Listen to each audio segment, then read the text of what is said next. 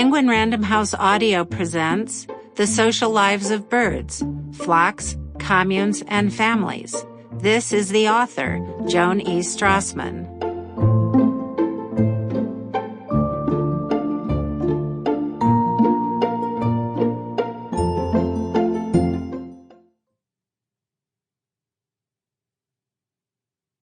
For my parents, Wolfgang Paul Strassmann and Elizabeth Marsh-Fank Strassmann, who showed me the natural world and encouraged me to explore. Introduction. Are birds social?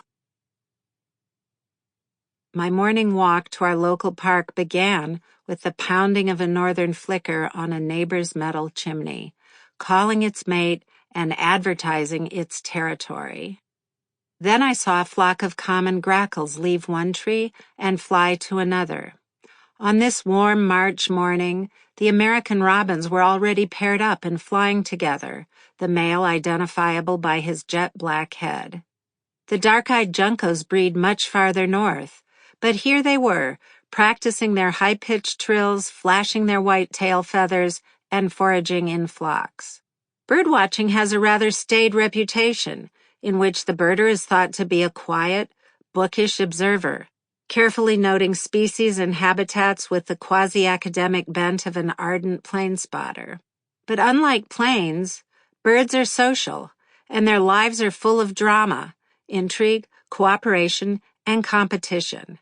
They skirt danger, form couples and communities, sneak around and steal, and flirt like their lives depend on it. All this makes birdwatching fascinating, more like picking up a juicy beach read or tuning in to a thrilling miniseries than recording the airplane tail numbers at a local runway. This book celebrates the social lives of birds, from the southernmost penguins, petrels, and albatrosses through the tropical fairy wrens and drongos, and up to the Arctic gannets, puffins, and guillemots during the breeding season. Of course, stories of birds would be incomplete without stories of the researchers and observers who have uncovered their secrets.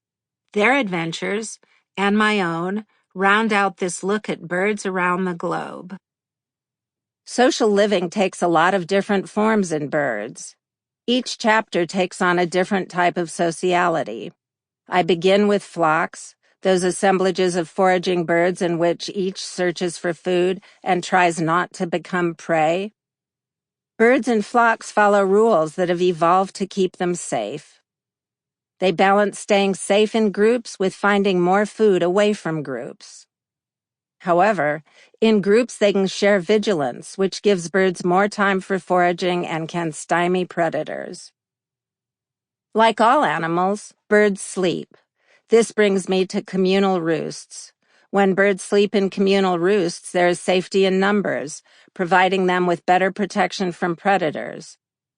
Some birds, like black vultures, also learn at roosts and follow others to a ripe carcass. Small birds, like long-tailed tits, snuggle together to stay warm as they roost.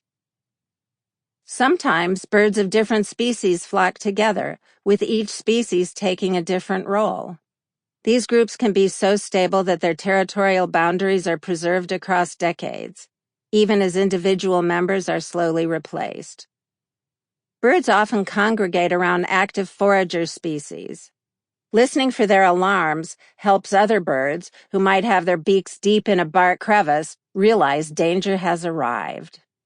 Mixed species foraging flocks are found all over the world, so if you look for them, you will see them. Groups of nesting birds are called colonies. For example, cliff swallows nest in groups under bridges and culverts and have been studied for decades.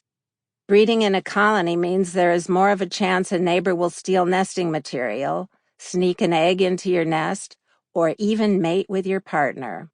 But there are considerable advantages. Again, generally around avoiding predators. Seabird colonies can have thousands of individuals.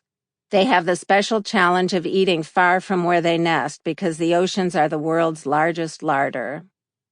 Atlantic puffins form colonies of thousands in the far north, Penguin colonies are iconic. Many isolated islands in the tropics could be called bird islands, home to frigate birds, gulls, and others. Leks are arenas where groups of males show off and females choose a mate. Lekking species have no paternal care, for the males shed any responsibility for the young, instead competing with one another in some of the most flamboyant displays in the animal world, from the eye spots of the peacocks to the dances of the greater sage grouse. Females often choose the same best male, but it is not all honest display on the lekking ground. Rough males may mimic females and sneak in a mating right on the dancing male's territory. But neither is it all competition, as male lance-tailed manakins have dancing wingmen that never themselves achieve a mating. Even birds that do not feed in flocks or nest in colonies have a social stage, for all bird babies hatch from eggs and then nearly always need parental care. Pairing up and parental care are the most basic forms of sociality in birds. The energy requirements of birds means that most bird families have two parents that tend the young. But these partners do not show the kind of devoted monogamy you might imagine. While birds pair with their mates, and in some species the males follow their mates around attentively in mating season, additional breeding outside the pair bond is more the rule than the exception. Nor, despite the ties of kinship, is there complete harmony between parents and offspring, or among the offspring themselves. These intrigues can make for great stories. In harsh conditions, two parents are not always enough to rear the young, so they recruit young from earlier years to help with the brood. Sometimes stray males also chip in, perhaps hoping to inherit breeding rights should the mated father perish. Australia is home to the most species of families with helpers, though perhaps the best known are Florida's scrub jays. There is a surprising kind of group nesting that might seem to make little sense, since parents cannot keep track of their own young. It is communal breeding and is found in greater anis. Several pairs build a nest together and lay eggs in it. One male takes the risky role of incubating the eggs at night, and all feed the young and sound the alarm when a predator nears. But it is not all cooperation and brotherhood with these birds, for females toss some of each other's eggs out of the shared nest. Finally, some birds, the supersocial groups, have it all, never forgoing a chance to be with others.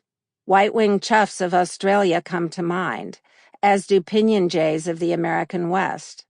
These birds feed in flocks, nest in colonies, and care for the young, at least partly communally.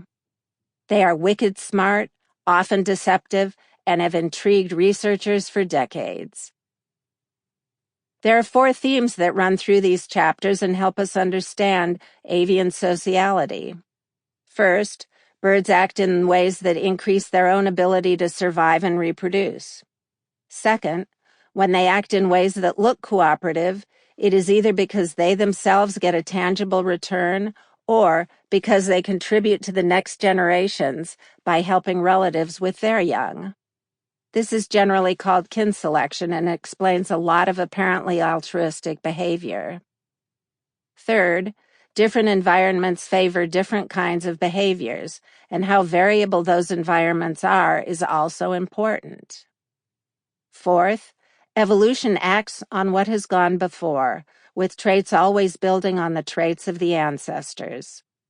Taken together, these 4 themes give us the colonial penguins in Antarctica, communal euhenas in Taiwan, helpers in long-tailed tits in Europe, supersocial pinion jays in the American West, all the diversity that is the avian world. Our planet is immeasurably richer because of its birds, but this richness is under threat. The better we understand the needs of birds, the more likely we will be to conserve habitats on which birds depend. I hope this book will help readers understand. Sample complete. Ready to continue?